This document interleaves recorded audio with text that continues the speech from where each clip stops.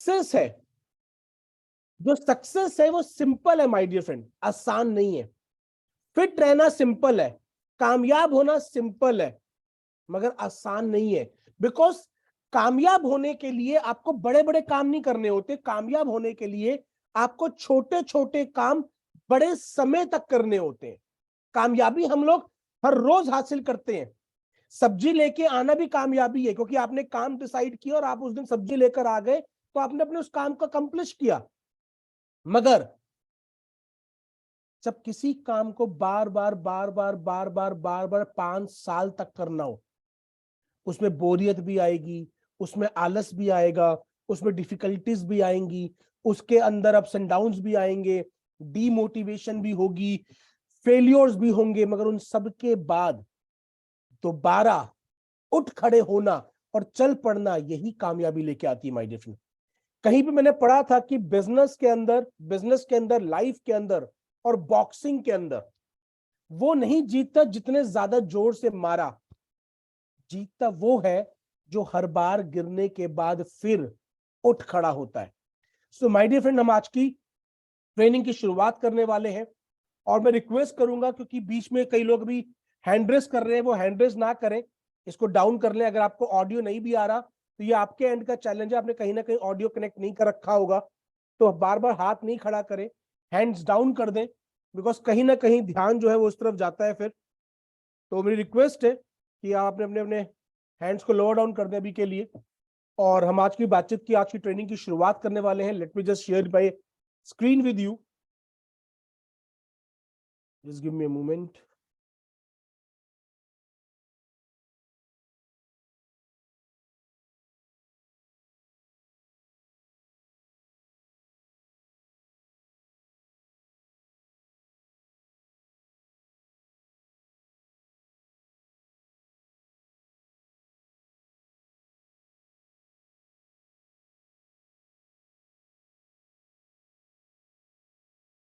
My dear friend, आज की हम ट्रेनिंग की शुरुआत करते हैं, और आज की ट्रेनिंग जो है वो ब्लॉकचेन के बेसिक्स के ऊपर है।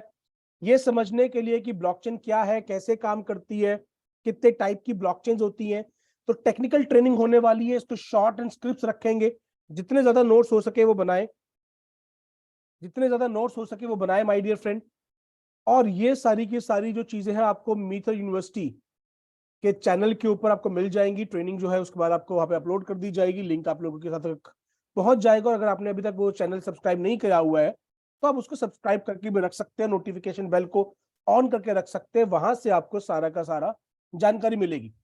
सो unblocking the blockchain my dear friend, yes, आज हम बात करने वाले हैं कि किस प्रकार हम ब्लॉकचेन को अनब्लॉक करें, कि आखिरकार ये ब्लॉकचेन होता क्या है, कैसे काम करता है, कितने टाइप की ब्लॉकचेन होती हैं, बिटकॉइन की ब्लॉकचेन में और बाकी की ब्लॉकचेन में क्या अंतर है, ये टीपीएस की क्या कहानी है, क्या रोल प्ले करता है टीपीएस, इन सब बातों के बारे में हम जानकारी लेने वाले हैं in the shortest possible time. लगभग आधे से पौने घंटे के अंदर हम इन सभी बातचीत को कंप्लीट करेंगे माय डियर फ्रेंड, और उसके बाद हम लास्ट में क्वेश्चन आंसर सेशंस के लिए हम ओपन करेंगे माय डियर फ्रेंड। चलिए तो बातचीत की शुरुआत करते हैं। सबसे पहले my dear friend, what is blockchain? Blockchain है क्या? अगर आप ध्यान से देखेंगे तो ब्लॉकचेन जो है वो दो शब्दों को जोड़ के बनाया गया है। पहला है ब्लॉक और दूसरा है चेन। अब ब्लॉक का मतलब क्या है? ब्लॉक को अगर मैं समझूं तो सबसे पहले ब्लॉक, इस तरीके के आपने ब्लॉक्स देखे होंगे माय डियर फ्रेंड बचपन के अंदर। हम लोग क्या करते थे, हम सभी ने खेले हैं, एक को एक को एक को जोड़ते रहते थे। ये क्या है? एक जो पीस होता था वो एक ब्लॉक होता था। अब ब्लॉकचेन के अंदर ब्लॉक का क्या मतलब है? एक ऐसा पार्ट जिसके अंदर एक यूनिट ऑफ इंफॉर्मेशन शेयर की गई है। जैसे अभी देख रहे हैं, येलो कलर का ब्लॉक है, ग्रीन कलर का है, रेड कलर का है, ब्लू कलर का है, लाइट ब्लू कलर का, ऑरेंज कलर का है। तो ये सब क्या है? ये एक यूनिट है जिनको जोड़ा जाता है आपस में। ब्लॉकचेन के अंदर एक ब्लॉक का मतलब है अ यूनिट ऑफ इंफॉर्मेशन, एक ऐसा यूनिट जिसके अंदर कुछ इंफॉर्मेशन शेयर की गई है, कुछ इंफॉर्मेशन को स्टोर किया गया है। और दूसरा ब्लॉक का मतलब है मना कर देना, स्टॉप कर देना, जिसको बदला नहीं जा सकता। कोई ऐसी चीज जो कि चेंज नहीं की जाती, कैन नॉट बी चेंज्ड।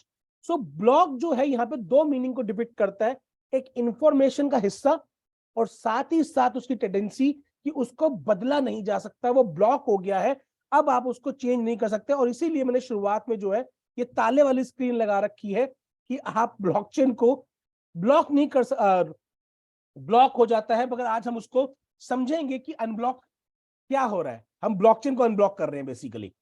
तो ब्लॉक का मतलब हो गया यूनिट ऑफ इंफॉर्मेशन, और दूसरा ब्लॉक हो गया लॉक्ड, जिसको आप ओपन नहीं कर सकते। और उसके बाद आती है chain. Simple, chain is chain, जो हम देखते हैं कड़ी, एक के साथ एक जोड़ते जाते हैं, कड़ी बनती चली जाती है, एक ब्लॉक के साथ दूसरा ब्लॉक जुड़ा, तीसरा जुड़ा, चौथा जुड़ा, पांचवा जुड़ा, तो उन ब्लॉक्स की चेन को चेन बोला जाता है। सो बेसिकली ये ब्लॉकचेन का शाब्दिक अर्थ है, शाब्दिक मतलब है। सिंपल में अगर मैं समझूं तो ये है कि वो एक यूनिट ऑफ इंफॉर्मेशन की चेन है जिसको बदला नहीं जा सकता। अब ये काम कैसे करता है? ये एक ब्लॉक है माय डियर फ्रेंड, जिसके अंदर कुछ इंफॉर्मेशन शेयर्ड है, block of information.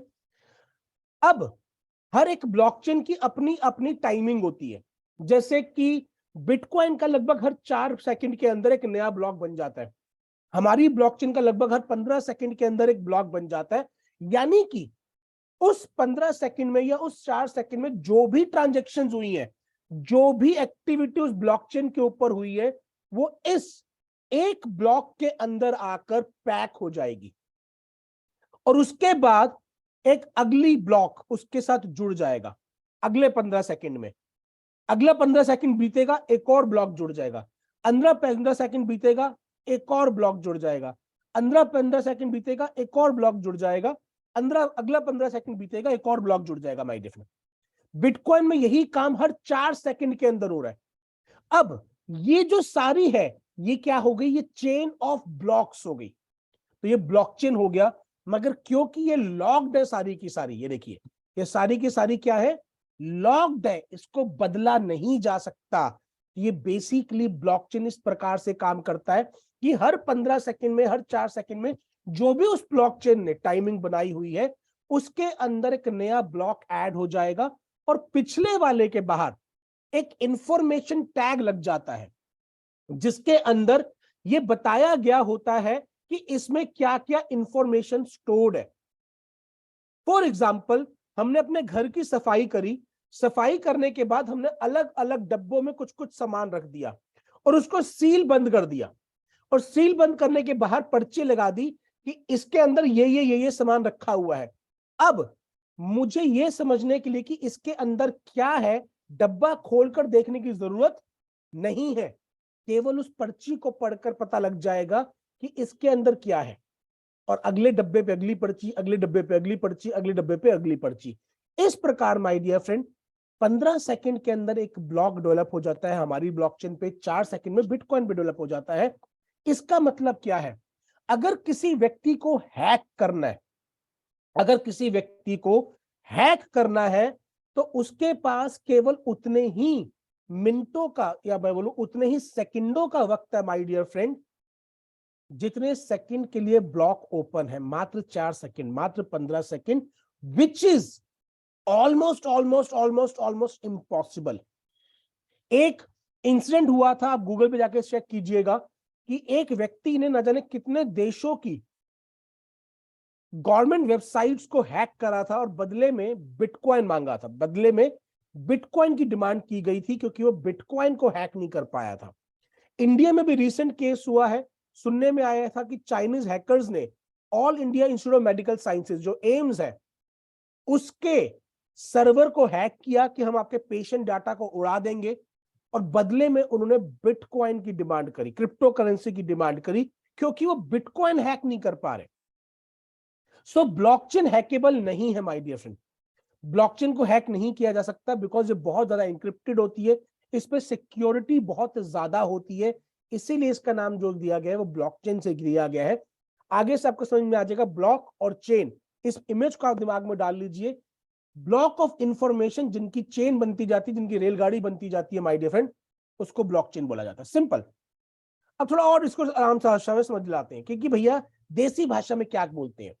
So record of information of transaction blockchain हुआ, बट अगर मैं इसको अपनी देसी भाषा में समझना शुरू करूं तो वो ये है हम सभी लोगों ने देखा होगा, दुकानदारों के पास होता है, बिजनेसमैन के पास होता है, इसको बोलते हैं बही खाता। जो जो ट्रांजैक्शन होती है वो इसमें लिखते रहते हैं। फलाना व्यक्ति इतना माल लेकर गया, उससे इतनी पेमेंट आई, उसको इतना माल उधार में दिया, वो सारी की सारी इंफॉर्मेशन वो एक जगह पे स्टोर करते रहते हैं, जिसको बोला जाता है बही खाता। अब वो बही खाता क्या है, वो एक सेंट्रल अथॉरिटी के पास है। जो मुनीम जी बैठे रहते हैं, मूवीज में दिखाते हैं ना, मुनीम जी अपने वो डब्बा लेके बैठे होते हैं, उसमें बही खाता होता है। दूसरी ऐसे भाषा में बोलूं कि यमराज के पास चित्रगुप्त होते हैं, चित्रगुप्त के पास बही खाता होता है। अच्छा, इसके पाप इतने, इसके पुण्य इतने, इसको नरक में भेजना है, इसको स्वर्ग में भेजना है, वो बही खाता लेके बैठे हुए हैं। बैंक में आपकी पासबुक आपका बही खाता है, आपका अकाउंट आपकी बही खाता है, इतना आया इतना गया, इतना आया इतना गया, इतना आया इतना गया, वो सारी चीजें हैं। अगर आपने देखा होगा, क्रेडिट कार्ड वालों का आपके पास फोन आता है तो एक सिबिल स्कोर की बात करते हैं। सिबिल स्कोर क्या है कि आपका ट्रांजेक्शन, आपने अगर किसी को उधार लिए बैंक से तो क्या आपने टाइम पे वापस किया, वो आपके सिबिल स्कोर को ट्रैक करते हैं। वो क्या है, वो एक प्रकार का बही खाता है माय डियर फ्रेंड। यानी कि कोई भी ऐसी जगह जहां पर इंफॉर्मेशन का रिकॉर्ड किया जा रहा है, उसको हम बही खाता बोल सकते हैं। और देसी भाषा में ब्लॉकचेन एक मॉडर्न एज बही खाता है। मगर बही खाता के साथ चैलेंज क्या था, केवल एक सेंट्रल अथॉरिटी ही उसको एक्सेस कर सकती है, जिसको परमिशन हो उसको एक्सेस किया जा सकता है। वो एक व्यक्ति के पास उसकी अथॉरिटी है, बाकी लोगों के पास उसकी अथॉरिटी माय डियर फ्रेंड नहीं है। जबकि ब्लॉकचेन ने क्या किया माय डियर फ्रेंड, ब्लॉकचेन ने एक बहुत सिंपल काम किया, इस बही खाते को ओपन कर दिया, पब्लिक कर दिया। अगर मैं आपको बताऊं, बहुत सारे लोगों को लगता है, ये मैंने कई बार अपनी ट्रेनिंग्स में भी बताया है, ऑफलाइन एंड ऑनलाइन ट्रेनिंग्स के अंदर, बहुत सारे लोगों को क्या लगता है कि बिटकॉइन ने ब्लॉकचेन को जन्म दिया। मैं ये आ चुको, ये चीज गूगल पे भी चेक करके आपको दिखा दूंगा। अगर बाई चांस मेरे दिमाग से निकल जाए तो आप मुझे रिमाइंड करवा दीजिएगा। बहुत सारे लोगों को लगता है कि बिटकॉइन ने ब्लॉकचेन का इजाद किया, जबकि ऐसा नहीं है। बिटकॉइन ने केवल पहली बार ब्लॉकचेन को पब्लिकली सक्सेसफुली इस्तेमाल किया माय डियर फ्रेंड। बिटकॉइन वो पहली क्रिप्टो करेंसी बनी जिसने ब्लॉकचेन को पब्लिकली, मैं क्या बोल रहा हूं ध्यान सुनिएगा, पब्लिकली, पब्लिक के इस्तेमाल के लिए ब्लॉकचेन को पहली बार कामयाबी से इस्तेमाल किया। ब्लॉकचेन को उससे पहले ब्लॉकचेन बनाई जा चुकी थी, उसका पब्लिक उसमें इस्तेमाल नहीं होता था। कुछ और सिस्टम से मैं आपको एग्जांपल देके बताता हूं कि किस प्रकार हमारी इंफॉर्मेशन ऑलरेडी वर्ल्ड लेवल पे एक्सेस की जा सकती है। मगर अब ये जो चीज है, ये एक आम आदमी, एक सेंट्रल पावर से बाहर निकल के एक आम आदमी के हाथ में आ गई है। तो ब्लॉकचेन ने क्या किया, basically can be access by anyone around the globe. यहां पे ये एनीवन इंपॉर्टेंट है कि कोई भी व्यक्ति उसको एक्सेस कर सकता है, मगर बदल नहीं सकता। अब मैं आपको एक उदाहरण देकर समझाता हूं माय डियर फ्रेंड। अगर मेरा बैंक आईसीआईसी में है, मेरा अकाउंट आईसीआईसीआई बैंक में है, तो क्या एचडीएफसी बैंक वालों को पता होगा कि मेरे अकाउंट में कितना पैसा है? समझदार आंसर कहता है कि नहीं, आईसीआईसीआई बैंक वालों को नहीं पता, एचडीएफसी वालों को नहीं पता होगा कि मेरे खाते में, जो कि आईसीआईसीआई बैंक के अंदर है, कितना पैसा है, ये उनको पता नहीं होगा। मगर अगर मैं एचडीएफसी के एटीएम में जाऊं, अपना एटीएम कार्ड डालूं और पैसे निकालूं, तो क्या निकलेंगे? Answer is yes. अगर मेरे पास मेरे बैंक खाते में पैसा है, उस अमाउंट तक वो निकलेंगे। यानी कि एचडीएफसी के एटीएम को पता है कि अनुराग गेरा जिसका आईसीआईसीआई में खाता है, उसके अकाउंट में कितना पैसा रखा हुआ है, और उसको ये पैसा देना है या नहीं देना, ये कौन तय कर रहा है? एक मशीन तय कर रही है, एटीएम। उस समय पे तो कोई फिजिकल कैशियर नहीं बैठा हुआ वहां पर, एक मशीन तय कर रही है माय डियर फ्रेंड। मैं हिंदुस्तान के बाहर चला जाऊं, किसी और बैंक पे जाके मैं ट्राई काम करूं, तो भी पैसा निकलेगा। यानी कि इंटरनेशनल लेवल पर भी पता है कितना पैसा इस व्यक्ति के अकाउंट में रखा हुआ है। अभी हम लोग दुबई गए थे लास्ट टाइम, अभी दोबारा जा रहे हैं। दुबई में जाके मैंने अपने डेबिट कार्ड से ट्रांजैक्शन करी, स्वाइप किया। मैंने दुबई में दिरहाम में पेमेंट करी, मैंने 25 दिरहाम में पेमेंट करी, मगर मेरे 510 रुपए इंडियन करेंसी में कटे। यानी कि उस बैंक वाले को पता है कि भाई दिरहाम को कन्वर्ट करना है इसमें, मगर मेरा कार्ड वही इस्तेमाल हुआ, इंटरनेशनल डेबिट कार्ड ही मैंने इस्तेमाल किया। यानी कि दुबई की जो कार्ड मशीन है उसके अंदर भी एनक्रिप्टेड है कि अनुराग गेरा के आईसीआईसीआई बैंक में उत्तम नगर खाते में जो है अकाउंट, उसमें इतने पैसे हैं और इतने पैसे तक की ट्रांजैक्शन ये व्यक्ति कर सकता है। यानी कि the world is already connected. The only difference is कि ब्लॉकचेन का पब्लिकली इस्तेमाल होने से पहले वो एक्सेस केवल उन्हीं लोगों को है जिन लोगों को परमिशन दी गई है। बैंकिंग सिस्टम में भी ऐसा होता है माय डियर फ्रेंड कि एक कैशियर के पास सारे के सारे अकाउंट्स एक्सेस करने की पावर नहीं होती। उनका भी होता है कि वो इस अकाउंट को एक्सेस कर सकते, दूसरे अकाउंट के बारे में उनको जानकारी नहीं ले सकते। फॉर एग्जाम्पल, अगर कोई दिल्ली में पोस्टेड है तो वो शायद मुंबई के कुछ अकाउंट्स की इंफॉर्मेशन नहीं ले पाए, शायद एचएनआई क्लाइंट्स की इंफॉर्मेशन आपको नहीं दे पाए।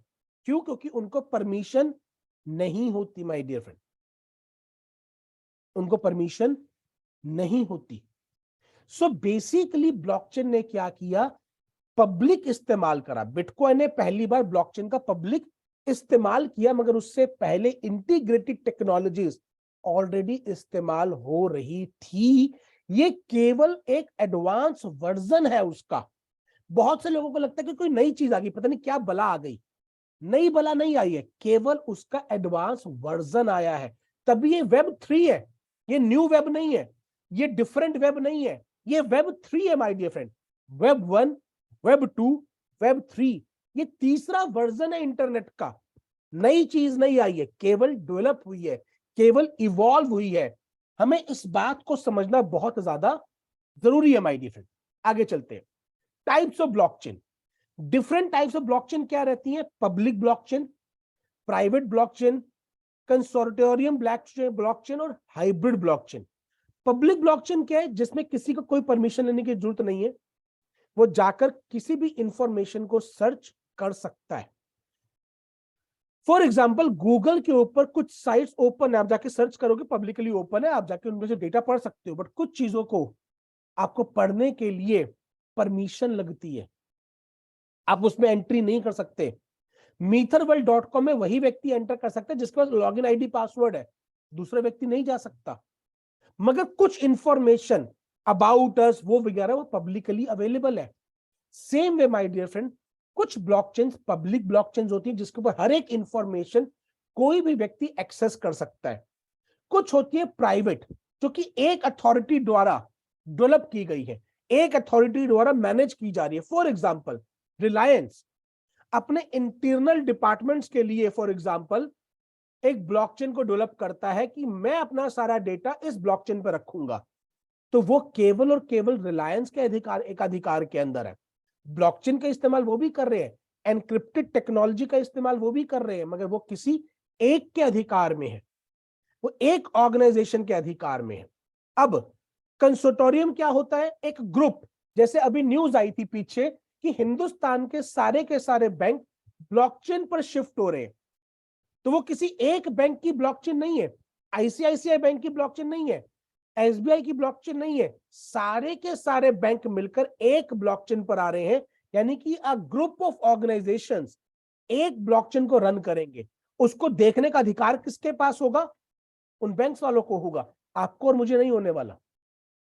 आप और मैं जाकर उस पर इंफॉर्मेशन नहीं देख पाएंगे। मैं वहां पे जाके ये नहीं देख पाऊंगा कि साजवन सर के अकाउंट में कितना पैसा रखा हुआ है, ये चीज मैं नहीं देख पाऊंगा। केवल बैंक का जो ऑथोराइज पर्सन है वही देख पाएगा, क्योंकि अगर लोन अप्लाई करना है मेरे को, तो वो देखना चाहेगा कि क्या वाकई इसकी ट्रांजेक्शन ऐसी है कि इसको लोन दिया जा सके। क्या इसको कार लोन दिया जाना चाहिए? क्या इसको क्रेडिट कार्ड इशू किया जाना चाहिए? क्या इसको पर्सनल लोन दिया जाना चाहिए? कई बार आप लोगों के पास माई डिफरेंट मैसेज आता होगा, प्री अप्रूव्ड लोन, बस डॉक्यूमेंट दो और पैसा ले लो। उन्हें कैसे पता लगा कि आपकी एलिजिबिलिटी क्राइटेरिया है लोन की? वो कनेक्टेड सर्वर्स है माय डियर फ्रेंड। पेटीएम से आपने पेमेंट करी, पेटीएम एक थर्ड पार्टी है, मैंने अपने अकाउंट आईसीआईसीआई बैंक से पेटीएम स्कैन किया, आपके एसबीआई अकाउंट में पहुंच गया। क्या है ये ट्रांसफर है थ्रू टेक्नोलॉजी। और ट्रांसफर हुआ क्या है? डिजिट ट्रांसफर हुए केवल। कितने लोगों को लगता है कि मैं 10 रुपए के गोलगप्पे सुल्तानपुर में जाके खाऊं और पेटीएम से मैं स्कैन करके 10 रुपए के गोलगप्पों की पेमेंट करूं, मेरा अकाउंट उत्तम नगर ब्रांच आईसीआईसीआई बैंक में है, उस व्यक्ति का हो सकता है पंजाब नेशनल बैंक में हो सुल्तानपुर में, मैंने 10 रुपए ट्रांसफर करे और आईसीआईसीआई बैंक का एक व्यक्ति दौड़ता दौड़ता जाएगा और फटाफट जाकर सुल्तानपुर में उस आदमी के पंजाब नेशनल बैंक अकाउंट में जमा करा के आ जाएगा 10 रुपए। क्या ऐसा होगा?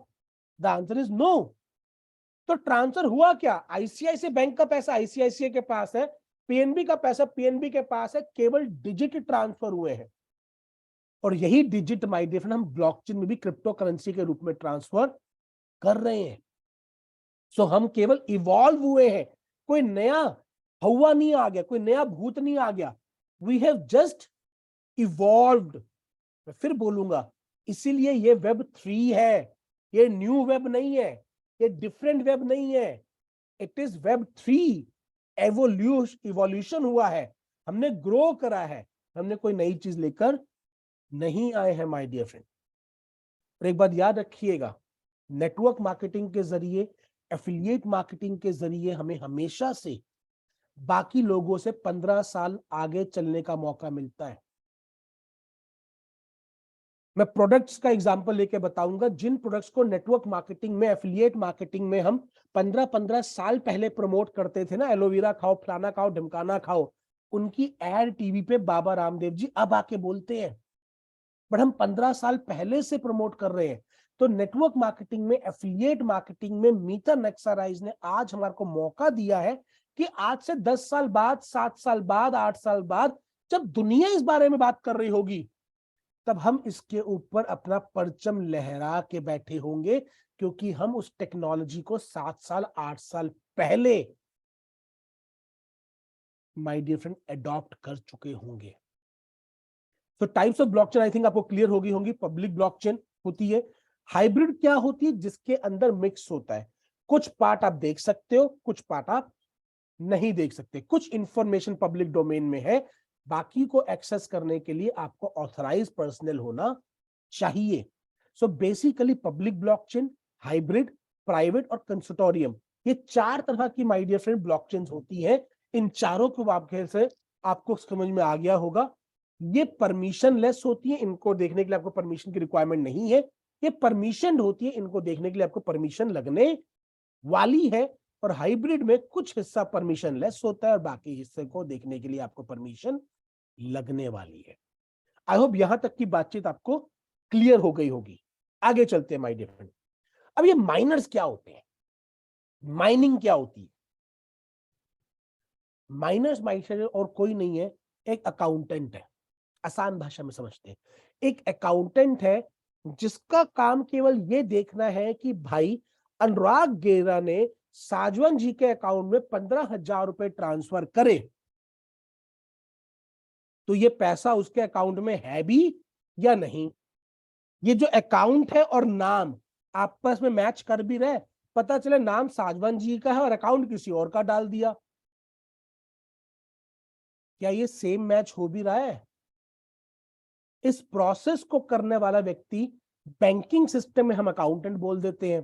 मैंने पेटीएम से स्कैन करा तो आ जाता है ना पेमेंट, आप XYZ को पे कर रहे हैं, ये कैसे पता लगा उसको कि ये QR कोड इससे रिलेटेड है? और हम पूछ लेते हैं, अच्छा भाई गुप्ता चाट भंडार यही है ना? हाँ हाँ यही है, भेज दो भेज दो। ये क्या हो रहा है? कोई टेक्नोलॉजी है? जब हम बैंक के अंदर जाते हैं तो कैशियर बैठा होता है, जब हम अकाउंट में पैसा जमा कराते हैं तो कोई टेक्नोलॉजी है जो कि ये इस बात को चेक कर रहा है कि यस इसके अकाउंट में इतना पैसा भेजने के लिए है, ये व्यक्ति के अकाउंट में पैसा रिसीव हो रहा है, और ये चीजें मिली सेकेंड्स में हो रही हैं। मैं जैसे QR कोड स्कैन करता हूं टक से आ जाता है। तो ये कौन है? ये है अकाउंटेंट।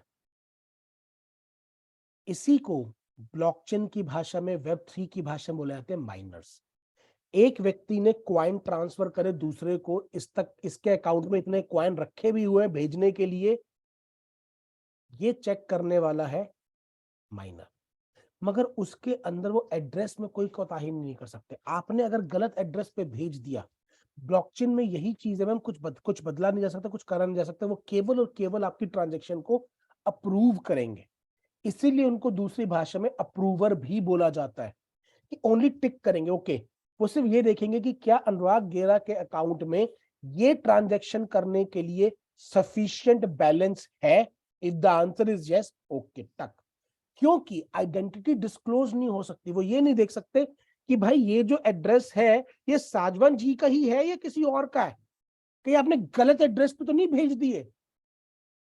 ये अप्रूवर चेक नहीं कर सकता, वो उसको बदल नहीं सकता। वो बस एक ही चीज चेक करता है कि भाई जिस जगह से ट्रांजैक्शन इनिशिएट हुई है, क्या उसके अकाउंट में इतना फंड है, इतने क्वाइन है कि इस ट्रांजैक्शन को अप्रूव किया जा सके। तो वो उस पर टिक मार्क लगा देता है, यस अप्रूव हो सकता है।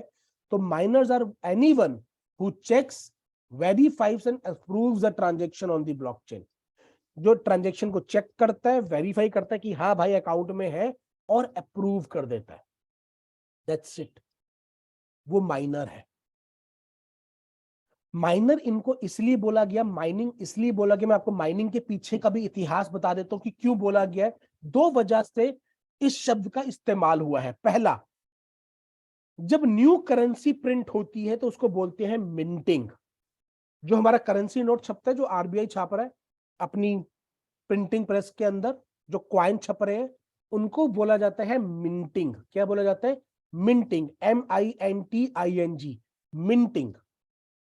दूसरा, इसी से मिलता जुलता शब्द इस्तेमाल किया गया, माइनिंग।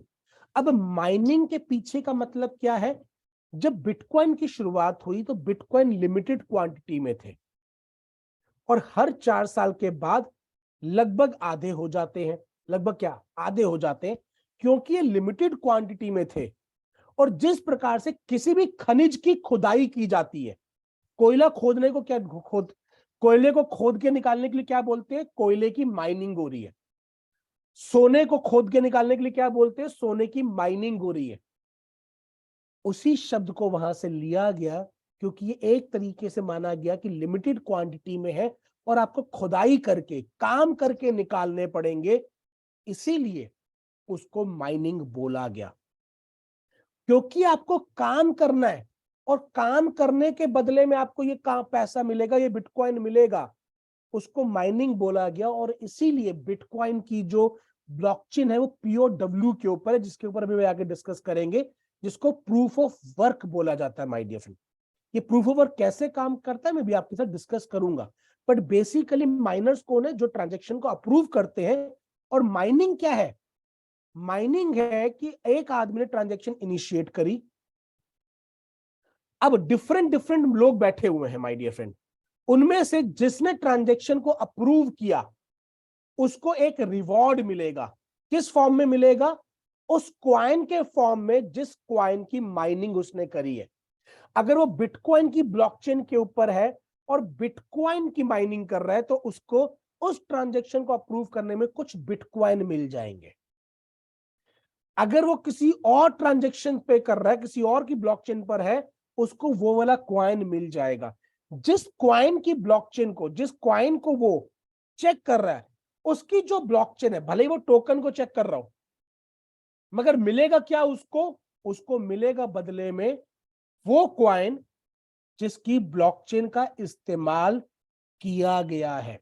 तो एक न्यू क्वाइन या जो भी क्वांटिटी ऑफ क्वाइन होगा, वो उसको वहां पर दे दिया जाएगा एज रिवॉर्ड। क्यों? क्योंकि अकाउंटेंट को तो सैलरी मिल जाती है, माइनर को सैलरी नहीं मिलती, क्योंकि माइनर एम्प्लॉय नहीं होता।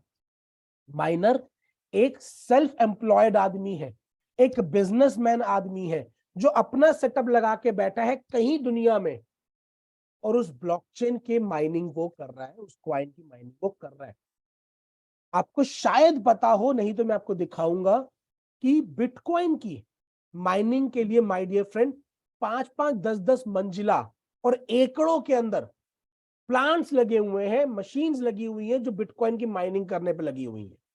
उनकी वजह क्या है कि बिटकॉइन प्रूफ ऑफ वर्क पे काम कर रहा है, प्रूफ ऑफ वर्क पे ऊपर, यानी कि आपको आपके काम का प्रूफ देना पड़ेगा तब आपको बिटकॉइन मिलेंगे। वो क्या होते हैं हम अभी आगे समझेंगे, बट आपको माइनिंग की प्रोसेस समझ में आ गई कि जब भी एक ट्रांजैक्शन अप्रूव होती है तो एक नया क्वाइन जन्म लेता है, एक नया क्वाइन खोजा जाता है और वो उस व्यक्ति को रिवॉर्ड के फॉर्म में दे दिया जाता है जिस व्यक्ति ने उस ट्रांजैक्शन को अप्रूव किया था। अप्रूव करने वाले व्यक्ति को, अप्रूवर को बोला जाता है माइनर, क्योंकि उसने इस काम को किया, और इस प्रोसेस को बोला जाता है माइनिंग। और ये माइनिंग शब्द मिंटिंग से उठाया गया है और दूसरा खुदाई से, कोयले की खुदाई, सोने की खुदाई, बाकी जो भी किसी भी खनिज की खुदाई होती है उस शब्द से उठाया गया है माय डियर फ्रेंड। आगे चलते हैं। वेरियस प्रोसेस ऑफ माइनिंग कैसे कैसे से होता है। तो पहला है प्रूफ ऑफ वर्क, दूसरा है प्रूफ ऑफ स्टेक, और तीसरा है my dear friend proof of authority. Proof of work क्या है my dear friend? Proof of work है कि आपको आपके काम को साबित करना पड़ेगा, आपने ये काम किया उसको साबित करना पड़ेगा। अब मान लीजिए एक कमरे में 3 बच्चे बैठे या 5 बच्चे बैठे हुए हैं और टीचर ने एक सवाल पूछा कि अच्छा बताओ आगरा कहां पर है। तो जिस बच्चे ने हैंड रेस किया या जिसने बजर पहले दबाया उसको आंसर देने का मौका मिलेगा। अब 5 बच्चे बैठे हैं तो ये देखना सिंपल है कि हाथ किसने पहले उठाया, किसने पहले हैंड रेस करा, और मैंने उसको मौका दे दिया बोलने के लिए। उसने अगर आंसर दिया तो क्विज में उसको इनाम मिल गया। हम देखते ही हैं, बजर दबाते हैं, तो 3 लोग बैठे हैं, बजर दबाया, जिसने पहले दबाया। मगर उसके अंदर भी कई बार इतना क्लोज होता है कि किसने पहले बजर दिखाया दबाया ये रिप्ले करके देखना पड़ता है। Same process my dear friend bitcoin की माइनिंग में इस्तेमाल की गई थी। बिटकॉइन की माइनिंग के टाइम पर जब भी एक ट्रांजैक्शन बनती है तो उसका एक हैश कोड बनता है और उस हैश कोड के अंदर एक मैथमेटिकल पजल पूछी जाती है, मैथमेटिकल पजल पूछी जाती है। और जो व्यक्ति सबसे पहले हैंड रेस करता है कि मैंने इस पजल को सॉल्व कर लिया है, उसी व्यक्ति को माइनिंग का अधिकार मिलता है। अब शुरुआत में तो कम लोग थे तो पता लग जाता था, जैसे जैसे माइनर्स का नंबर बढ़ता गया वैसे वैसे बिटकॉइन की जो मैथमेटिकल पजल है उसका डिफिकल्टी लेवल बढ़ गया। अब वो 2 जमा 2 4 नहीं रह गया, अब वो इतना कॉम्प्लेक्स हो गया कि किसी भी ह्यूमन माइंड के लिए सेकंडों में उसको कैलकुलेट करना पॉसिबल नहीं रहा। और यही वजह है माय डियर फ्रेंड कि उसकी जो ट्रांजैक्शन स्पीड है वो भी कम होती चली जा रही है, ये काम नहीं कर पा रही। रीजन बीइंग, एक तो ट्रांजैक्शंस बढ़ गई, दूसरा डिफिकल्टी बढ़ गई। अब उसी सवाल को सॉल्व करने के लिए वक्त ज्यादा लग रहा है और उसके लिए बड़ी बड़ी मशीन्स लगाई गई हैं, जो मशीन्स बिजली का खर्चा मांगती हैं, जो इलेक्ट्रिसिटी खर्च होता है। और यही सबसे बड़ी negative aspect proof of work का हमेशा बोला गया, ये इन्वायरमेंट फ्रेंडली नहीं है माय डियर फ्रेंड, ये इन्वायरमेंट फ्रेंडली नहीं है। तो कैसे काम करता है ये? जैसे कोई ट्रांजैक्शन होती है सबसे पहले एक हैश कोड जनरेट होता है। ये वही हैश है जो हम ब्लॉकचेन पे आके चेक करते हैं कि अच्छा ये अप्रूव हो गया कि नहीं हो गया, ट्रांजैक्शन हो गई या नहीं होगी।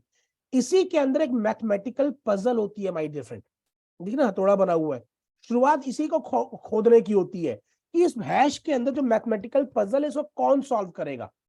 तो माइनर्स उसको सॉल्व करने के लिए माइनिंग सॉफ्टवेयर का इस्तेमाल करते हैं। मैं आपको दिखाऊंगा दुनिया की सबसे बड़ी बड़ी बिटकॉइन माइनिंग माइनिंग जो मशीन्स है उनको भी आपको मैं आज दिखाने वाला हूं। तो जो व्यक्ति सबसे पहले, जो फर्स्ट माइनर होता है, उसका ब्लॉक, उसका सॉल्यूशन इसमें ऐड हो जाता है और उसके बदले अलग माइनर्स देखते कि हाँ बात ठीक है, कोई दिक्कत नहीं है इसके अंदर, उसको अप्रूव कर दिया जाता है और उस व्यक्ति को, यहाँ पे डॉलर दिख रहा है मगर बिटकॉइन में उसको पेमेंट होती है, डॉलर में पेमेंट नहीं होती, उसको एक बिटकॉइन मिल जाता है उस प्रोसेस को अप्रूव करने के लिए। तो जैसे हमने देखा था इस वाले एग्जांपल में, ये 3 है, जो अप्रूव करेगा उसको मिल जाएगा। मगर होगा कैसे? क्योंकि इसके ऊपर एक मैथमेटिकल पजल जो है वो लगाई जाती है, वो बहुत बहुत डिफिकल्ट होती है, जिसको सॉल्व करने के लिए बड़ी बड़ी मशीन्स लगती हैं और उस मशीन पे बहुत बड़ा खर्चा होता है। उसके ऊपर उन्हें एक बिटकॉइन, या अब तो बहुत कम पॉइंट्स में बिटकॉइन मिलते हैं, वो उनको मिल जाते हैं। मगर क्योंकि बिटकॉइन की वैल्यू बढ़ गई है और फ्यूचर में और बढ़ने वाली है, तो उस वजह से उनके लिए वो बड़ा प्रॉफिटेबल रहता है माय डियर।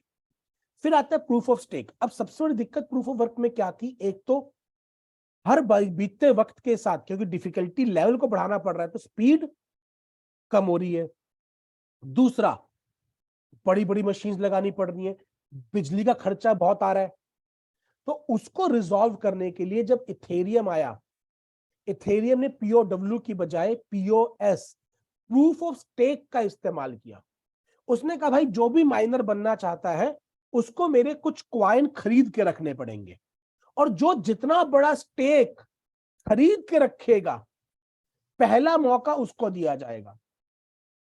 अगर आपने इसका बड़ा अच्छा उदाहरण देखना है और समझना है, तो आप गूगल पे जाके सर्च कीजिए कोई इंफॉर्मेशन, जो टॉप वेबसाइट है वहां पर आप देखेंगे पहले 3 जो उदाहरण होते हैं वो ऐड होते हैं। जो पहले 3 आती हैं वो ऐड होती है।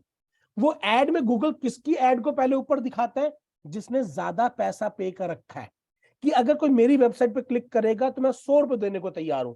दूसरा कहता है भाई मैं 90 दूंगा, तीसरा कहता है मैं 80 दूंगा। तो जो 100 रुपए दे रहा है, जिसने ज्यादा स्टेक ले रखा है, उसकी वेबसाइट पहले दिखाई जाती है।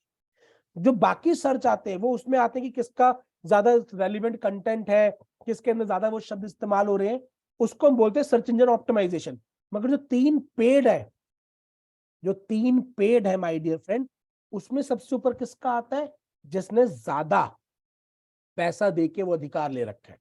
दूसरा, इसका एक एग्जांपल, अगर किसी ने जस्ट डायल का इस्तेमाल किया हो, जो 10 बार आप 8 दबाते नंबर है, और उसके ऊपर आप जाके कोई भी इंफॉर्मेशन मांगेंगे तो वो आपको 5 से 7 लोगों के नंबर भेज देते हैं। उसमें सबसे ऊपर नंबर उसका भेजा जाता है जिसने सबसे ज्यादा पैसा वहां पे दिया हुआ है, कि मैं एक लीड के बदले 50 रुपए देने को तैयार हूं। दूसरा कहते हैं मैं एक लीड के बदले 70 रुपए देने को तैयार हूं। तो उसका नाम सबसे पहले ऊपर जाता है, ताकि, क्योंकि टेंडेंसी होती है कि आदमी सबसे पहले सबसे ऊपर वाले को कॉल करेगा। साथ ही साथ आपका नंबर भी उनको दिया जाता है, मगर जिसने सबसे ज्यादा पेमेंट कर रखी है उसको इमीडिएट जाएगा, दूसरे नंबर वाले को 1 मिनट के बाद जाएगा, तीसरे नंबर वाले को 2 मिनट के बाद जाएगा आपका नंबर। यानी कि उनको एक बफर टाइम मिल जाता है कि तुम्हारे पास 1 मिनट का टाइम है भाई, ये लीड अभी अभी जनरेट हुई है, तुम इसको कॉल कर लो। उनको एक हेडवे में दे दिया जाता है, बिकॉज उन्होंने एक्स्ट्रा पेमेंट करी हुई है। ठीक वैसे my dear friend, proof of stake के अंदर जिस माइनर ने सबसे ज्यादा क्वाइन अपने स्टेक पे लगा रखे होते हैं, गिरवी रखे होते हैं, उसको सबसे पहली प्रायोरिटी दी जाती है, क्योंकि उसका गिरवी में स्टेक ज्यादा है। तो ये होता है कि वो बिल्कुल सही ट्रांजैक्शन अप्रूव करेगा, क्योंकि जितना जितना उसको रिवॉर्ड उस ट्रांजैक्शन को अप्रूव करने पे मिलना है, उससे कहीं ज्यादा तो उसने अपना चीज गिरवी, सिक्योरिटी के रूप में रखी हुई है, गिरवी रखी हुई है, तो वो कोई भी गड़बड़ नहीं करेगा माय डियर फ्रेंड। तो ये होता है प्रूफ ऑफ स्टेक। इसमें कितने भी लोग आ सकते हैं, आप बस अपना चीज स्टेक करो और आप माइनर बन सकते हो। मगर इसमें भी धीरे धीरे नंबर बढ़ने की संभावना बहुत बढ़ती चली गई। तो अगली चीज बिनांस लेके आया, जिसको बोला गया प्रूफ ऑफ अथॉरिटी, जो अभी तक की सबसे लेटेस्ट टेक्नोलॉजी है। एंड माय डियर फ्रेंड, आपकी अपनी मीटर की ब्लॉकचेन भी प्रूफ ऑफ अथॉरिटी पर बनी हुई है my dear friend. Proof of authority क्या है? बहुत रिग्रेस बैकग्राउंड को चेक करने के बाद बहुत एस्टेब्लिश्ड लोगों को माइनर बनाया जाता है, और उनको एक प्री अप्रूव्ड अथॉरिटी दे दी जाती है कि केवल आप लोग ही इन ट्रांजैक्शंस को अप्रूव कर सकते हो। यानी कि ये वेरीफाइड प्रोफाइल है। जैसे कि हम इंस्टाग्राम पे देखते हैं ना, ब्लू टिक मार्क हो गया, ट्विटर पे देखते हैं ब्लू टिक मार्क हो गया, फेसबुक पे देखते हैं ब्लू टिक मार्क हो गया। भाई ये वेरीफाइड प्रोफाइल है। इन्होंने पीछे अपना स्टेक भी रखा हुआ है, इनको भी अपना स्टेक रखना पड़ता है, ऐसा नहीं है कि केवल वेरीफाई हो गया, इनको भी चीजें गिरवी पे रखनी पड़ती हैं ताकि अगर इनसे कोई गड़बड़ हो जाए तो उनके उसमें से उस चीज सिक्योरिटी को वसूला जा सके। मगर उसमें भी केवल टॉप रेटेड माइनर्स को ही अथॉरिटी दी जाती है कि वो आप इस ट्रांजैक्शन को, इस ब्लॉकचेन की ट्रांजैक्शन को अप्रूव कर सकते हैं। Only pre approved, very high security, बहुत बड़े लेवल की सिक्योरिटी, बहुत बड़े लेवल की इंक्रिप्शन, बहुत बड़े लेवल की वेरिफिकेशन होने के बाद कुछ लोगों को अथॉरिटी दी जाती है माय डियर फ्रेंड। और मीथर और बिनेंस दोनों के पास 21 माइनर्स हैं, 21 माइनर्स को ही अथॉरिटी दी गई है कि वो उसको अप्रूव या डिसअप्रूव कर सकते हैं। Only 21 people. ये क्यों किया गया? ताकि स्पीड बढ़ाई जा सके, ताकि ज्यादा से जल्दी ट्रांजैक्शन अप्रूव होकर उसको बढ़ाया जा सके। This is called proof of authority. तो तीन हो गए। प्रूफ ऑफ वर्क, उसमें आप जो काम करेंगे उसके बदले मिलेगा। प्रूफ ऑफ स्टेक में आप जो अपना गिरवी रखेंगे, सिक्योरिटी देंगे, उसके बिहाफ पे आपको मिलेगा। प्रूफ ऑफ अथॉरिटी में कॉम्बिनेशन हो जाता है कि आपने कितना सिक्योरिटी जमा करी है, साथ ही साथ आपका प्रोफाइल क्या है। किसी भी ऐरे गहरे नत्थु खैरे को आपको अथॉराइजेशन नहीं मिलेंगी। फॉर एग्जाम्पल, एक बहुत अच्छा आपको एग्जाम्पल देता हूँ, रॉल्स रॉय गाड़ी। अगर आपके पास पैसा भी है और आपका प्रोफाइल अच्छा नहीं है तो आप रॉल्स रॉय खरीद नहीं सकते। आपने देखा होगा किसी भी पॉलिटिशियन के पास रॉल्स रॉय नहीं होती, क्योंकि वो पॉलिटिशियन को एक नेगेटिव प्रोफाइल मानते हैं। इवन आप सेकंड हैंड गाड़ी भी बिकती नहीं देखेंगे, क्योंकि ऑनर को सेकंड हैंड गाड़ी बेचने के टाइम पे भी परमिशन लेनी पड़ती है। भाई मैं अपनी गाड़ी इसको बेच दूं क्या? क्योंकि रॉल्स रॉय वो देखती है कि क्या ये व्यक्ति का प्रोफाइल ऐसा है कि ये रॉल्स रॉय को ले ले। पैसा नहीं मायने, प्रोफाइल मायने रखता है। रॉल्स रॉय लेने के लिए आपका प्रोफाइल मायने रखता है। आपने मर्सिडीज चलती बहुत देखी होंगी, 4-4 करोड़ की, 5-5 करोड़ की, मगर आपको रॉल्स रॉय सड़क पे उतनी नहीं दिखेंगी, क्योंकि रॉल्स रॉय ने बहुत क्लियर किया हुआ है ये प्रोफाइल का आदमी और इतने ही लोगों को मिलेगी, बहुत लिमिटेड क्वांटिटी में, बिकॉज वो हाथ से बनती हैं गाड़ियां, उसका पेंट हाथ से होता है। इतना जो प्रीमियमनेस है वो इसी वजह से है। उनका अंदर की जो लेदर की जो स्टिचिंग है वो हाथ से होती है, मशीनों का इस्तेमाल नहीं होता। पेंट हाथ से किया जाता है, अंदर सारी की सारी फिनिशिंग हाथ से की जाती है। वर्ल्ड के top of the top, top of the top my dear friend artisans लगे हुए हैं। तो बहुत लिमिटेड क्वांटिटी में बनती है, ये नहीं कि थोक की भाव में बने जा रही है, बने जा रही है, बहुत लिमिटेड क्वांटिटी में बनती है माय डियर फ्रेंड। इसीलिए रॉल्स रॉय एक अलग सेगमेंट हो जाता है, वो प्रोफाइल पे आती है। ऐसा ही कुछ बेंटले ने करके रखा हुआ। बेंटले को भी ज्यादा सड़क पर नहीं देखेंगे, मर्सिडीज आपको धड़ल्ले से चलती दिखेंगी, बेंटले नहीं दिखेगी, रॉल्स रॉय नहीं दिखेगी। क्यों? क्योंकि इनके लिए कीमत नहीं, प्रोफाइल इंपॉर्टेंट है। सो वैसे ही प्रूफ ऑफ अथॉरिटी के अंदर आपका प्रोफाइल सबसे पहले देखा जाता है और फिर देखा जाता है कितनी सिक्योरिटी उस पर रखने को तैयार है। ओनली देन आप उसके अंदर आ सकते हैं। इसीलिए ये हाईली स्पीड वाला भी है और हाईली सिक्योरिटी वाला भी है, जिसकी वजह से इसको अभी तक की सबसे लेटेस्ट टेक्नोलॉजी मानी गई है। और ये माना जा रहा है कि इथेरियम 2.0 जब आएगा तो वो भी प्रूफ ऑफ अथॉरिटी के ऊपर आएगा। आगे चलते हैं my different. What is one major difference between bitcoin and all other blockchains? Bitcoin की ब्लॉकचेन पे और किसी भी और ब्लॉकचेन के ऊपर जो सबसे बड़ा डिफरेंस वो है कि बिटकॉइन की ब्लॉकचेन पे स्मार्ट कॉन्ट्रैक्ट्स डिप्लॉय नहीं हो सकते। माय डिफरेंट, इस बात को समझिए कि जब बिटकॉइन आया था तो उसका जो रीजन था वो एक पैरेलल सिस्टम क्रिएट करने का था, पैरेलल फाइनेंशियल सिस्टम क्रिएट करने का था। उसका कोई मकसद नहीं था कि उसके ऊपर बैंकिंग का डेटा रखा जाए, उसके ऊपर वोटर आईडी कार्ड का डेटा रखा जाए, उसके ऊपर रियल एस्टेट का डाटा रखा जाए। वो केवल एक ही फंक्शन के लिए आएगा, फाइनेंशियल के लिए। मगर जब उसको रोका नहीं जा सका तो गवर्नमेंट्स को समझ में आया कि यार ये जो टेक्नोलॉजी है ये बड़ी अच्छी काम की है, इसको वाइडली यूज किया जाना चाहिए। हालांकि बन पहले चुकी थी मगर उसको वाइडली यूज नहीं किया जा रहा था, इसको वाइडली यूज किया जाना चाहिए। और उसके बाद जो अगली ब्लॉकचेन बन के आई इथेरियम, उसके अंदर ये पहली बार फंक्शनैलिटी आई कि आप एक टोकन डिप्लॉय कर सकते हो, आप एक स्मार्ट कॉन्ट्रैक्ट डिप्लॉय कर सकते हो। और बाकी सबके ऊपर भी स्मार्ट कॉन्ट्रैक्ट डिप्लॉय होने की चीजें आनी स्टार्ट हुई। आपका मीथर के ऊपर भी स्मार्ट कॉन्ट्रैक्ट डिप्लॉय किया जा सकता है, जो कि 2024 से हम ओपन कर देंगे। 2024 से अलग अलग लोग, दूसरे दूसरे लोग आके अपने प्रोजेक्ट को टोकन के रूप में स्मार्ट कॉन्ट्रैक्ट के जरिए डिप्लॉय कर पाएंगे। स्मार्ट कॉन्ट्रैक्ट क्या होता है? स्मार्ट कॉन्ट्रैक्ट एक प्रकार का रेंट एग्रीमेंट है कि भाई तुम मेरी ब्लॉकचेन उधार पे ले रहे हो, मेरी ब्लॉकचेन किराए पे ले रहे हो, इसके बदले जब जब इतनी ट्रांजेक्शन होगी तुम्हें उसके बदले ये पैसा पे करना है। एक तरह का रेंट एग्रीमेंट है मकान मालिक के बीच में और किराएदार के बीच में, उसको स्मार्ट कॉन्ट्रैक्ट बोला जाता है। उसके अंदर टर्म्स एंड कंडीशंस डिफाइन होती हैं कि ये टर्म्स एंड कंडीशंस अगर पूरी होंगी तो तुम मुझे पेमेंट करोगे। सिंपल। तो स्मार्ट कॉन्ट्रैक्ट क्या है? एक प्रकार का रेंट एग्रीमेंट है। Bitcoin was just meant for financial transaction, वो किसी और प्रकार के ट्रांजेक्शन के लिए नहीं बनाया गया था माय डियर फ्रेंड। यही कारण है कि उसके ऊपर स्मार्ट कॉन्ट्रैक्ट डिप्लॉय नहीं हो सकता। उसके ऊपर स्मार्ट कॉन्ट्रैक्ट की कोई फंक्शनैलिटी नहीं थी। ये फंक्शनैलिटी इथेरियम और उसके बाद की आई। अब ये इंफॉर्मेशन अगर आप किसी के साथ शेयर करेंगे ना माय डियर फ्रेंड, मैं आपको बताता हूं कि आज की बातचीत के बाद आप 100 में से 90 लोगों से ज्यादा जानते हैं बिटकॉइन के बेसिक्स के बारे में, ब्लॉकचेन की बेसिक्स के बारे में। टीपीएस क्या है? ये आप देख रहे हैं, कैशियर खड़ा है और लाइन लगी हुई है।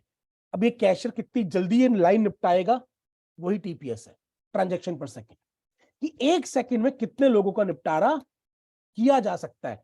और जितना ज्यादा स्पीड से निपटारा किया जाएगा उतना बेहतर। अब सड़क देख लीजिए, टोल पर पहले कैश लेते थे, ज्यादा टाइम लगता था, फिर फास्टैग आया। अब कोई और तरीका लेके आया जा रहा है कि जल्दी से जल्दी गाड़ी निकले। आप दुबई वगैरह में जाइए, हिंदुस्तान में तो आके कभी मिट्टी लगी होती है, कभी ब्लैक लिस्टेड टैग होता है, तो वक्त लग जाता है। जबकि एक रूल है कि अगर 10 सेकंड से ज्यादा आपका वक्त लगता है टैग उसके ऊपर, तो आपसे टोल नहीं लिया जा सकता। बट ये पता बहुत कम लोगों को होता है और इतनी माथापच्ची कोई करता नहीं जनरली। बट एक रूल है कि अगर टोल प्लाजा पे आपको 10 सेकंड से ज्यादा का वक्त लगता है फास्ट टैग से पेमेंट कटने में, तो आप बिना पेमेंट किए भी आगे निकल सकते हैं। बिकॉज उसका मकसद ही यही था कि वक्त बचे, और आपका अगर वक्त नहीं बच रहा तो यू नीड नॉट टू पे। तो यही टीपीएस है कि कितनी जल्दी से निकल सकता है। तो number of transaction that can be carried in a second. अब इसका मतलब ये नहीं है कि सेकंड एक में ही हो जाएगा। ये बैंडविड्थ है कि भैया इतना मोटा पाइप है, इसमें से इतने आदमी निकल सकते हैं। ये लिफ्ट है, लिफ्ट पे लिखा होता है ना इतने आदमी और इतने किलो, वो लिफ्ट का साइज है कि इतने आदमी चढ़ सकते हैं। बट अगर कोई मेरे साइज का आ गया तो एक आदमी कम करना पड़ेगा क्योंकि साइज बड़ा हो गया। सो बैंडविड्थ है कि इतना निकल सकता है। ये मैक्सिमम क्वांटिटी है, इसमें कम हो सकता है, इससे बाहर नहीं जाएगा। That is TPS. तो जितनी ज्यादा स्पीड होती है उतना ज्यादा फास्ट ट्रांजेक्शन होता है। तो कल को जिसने टोकन बनाना है वो ऑब्वियसली उसी जगह पे जाना पसंद करता है जहां पर उसको प्रोसेसिंग में टाइम कम लगे। अगर आपके पास 2 कैशियर है और आपको कुछ पेमेंट करनी है, आप किसके पास जाके खड़े होंगे? जो जल्दी निपटारा कर रहा है।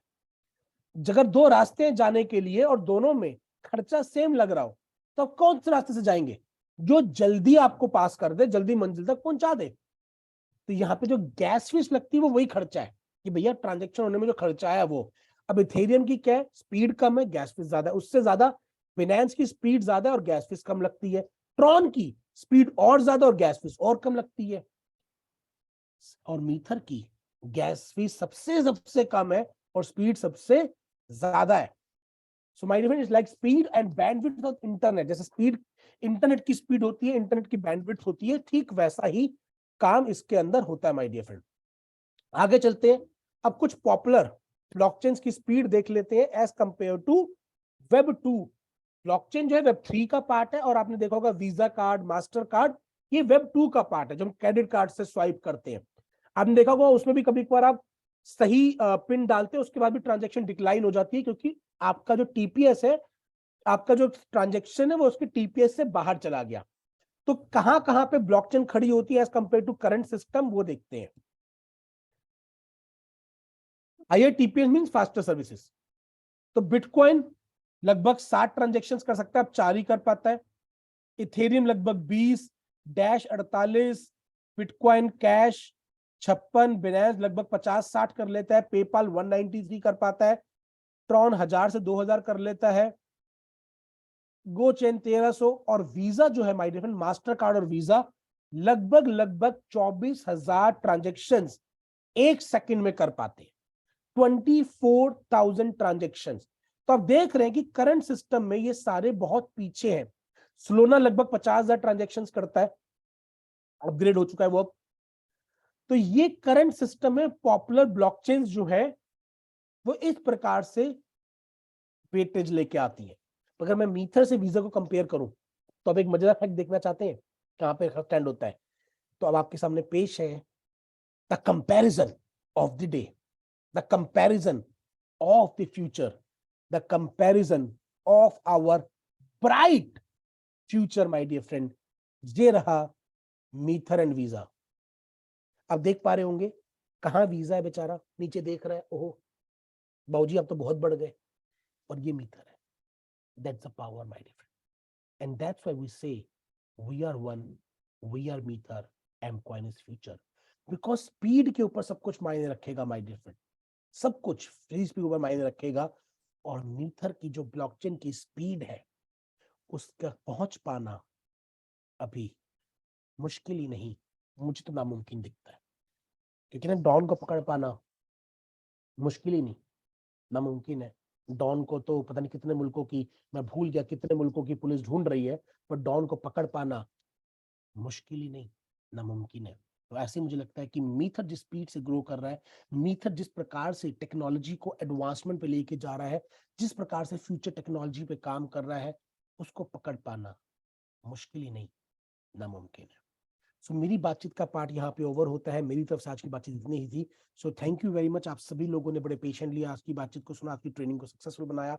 मेरा पार्ट माय डिफरेंट यहीं पे ओवर होता है। आगे की बातचीत करने के लिए, थोड़ा सा अपने इनपुट्स को रखने के लिए मैं साजवन सर को यहाँ पे इनवाइट करना चाहूंगा। Sir, over to you Sajwan sir, if you can please take forward from here sir.